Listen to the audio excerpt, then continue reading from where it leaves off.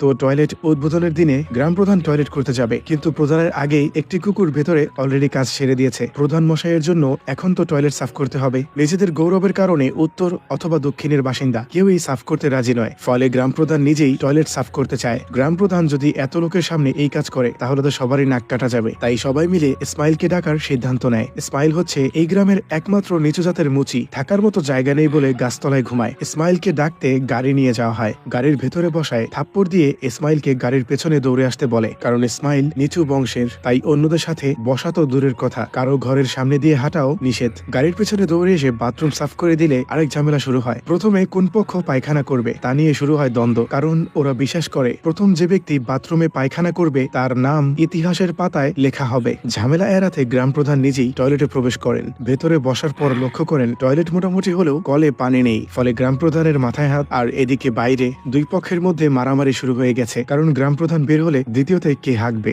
মারামারি করতে গিয়ে বাথরুমের দরজা ভেঙে গেলে একজন লক্ষ্য করে দেখে প্রধান ভেতরে অজ্ঞান হয়ে পড়ে আছে। ফলে আজকের মতো লড়াই সমাপ্ত, আর টয়লেট ভেঙে চুরমার। উত্তর এবং দক্ষিণ প্রান্তের গ্রামবাসীর এই নাটক দেখার পরে ইসমাইল আর তার সহযোগী বাটা জীবিকার খোঁজে গ্রামে বেরিয়ে পড়ে। পুরো গ্রামের বাড়ি বাড়ি ঘুরে মানুষের জুতা সেলাই করা, জুতা না পেলে গরুর গোবর দিয়ে ঘইটা বানানো, আবার কারো ঘরে বৃদ্ধ মানুষ থাকলে 10 টাকার বিনিময়ে গোসল করিয়ে দেয়া। আর যখন কোনো কাজ না থাকে তখন রেশন কার্ড ছাড়িয়ে দিলে